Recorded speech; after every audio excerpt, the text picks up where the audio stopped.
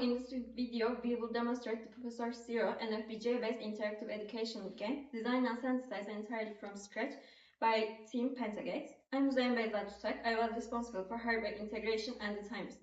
I am Melih Vatansever. I worked on map design and collage systems.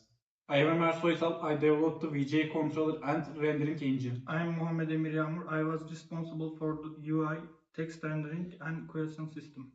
I am Elif Sude CAN. I worked on the game architecture and FSM'ler.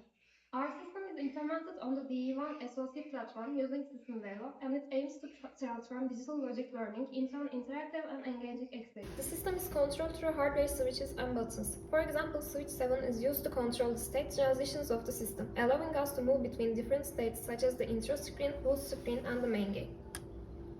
The push buttons on the board are used to control the movement of the player. By pressing these buttons, the character can move up, down, left, and right within the game environment. Additionally, switch 5 is used to determine the binary state of the player. When switch 5 is set to high, the player represents logic value 1, and when it's set to low, it represents logic value 0. This direct hardware interaction allows the player to physically engage with digital logic concepts in real time. The fog of bar system hides unexplored areas and reveals them as the player moves.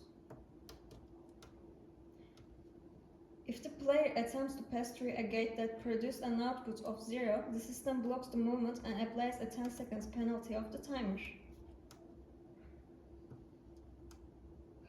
In order to successfully pass a gate, the output of that logic gate must evaluate to 1. When the player reaches specific gates, the system transitions into a question interface. These questions are related to digital logic concepts and must be answered correctly to proceed. If the answer is incorrect, the system provides immediate visual feedback by displaying a red screen. Player needs to toggle switch 8 to mark correct answer. If the answer is correct, the system unlocks the gate and returns the main game, allowing the player to continue.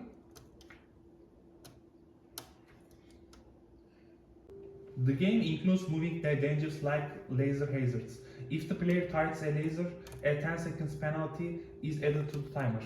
At a certain point in the game, the player must choose between two different paths, the question-answer path or the run path. In the question-answer path, the player must solve a series of digital logic questions. In the run path, the player navigates through a complex labyrinth. The main objective of the game is to reach and rescue the professor. Once the player reaches the professor, the system transitions to the victory state and displays the final screen with the total completion time.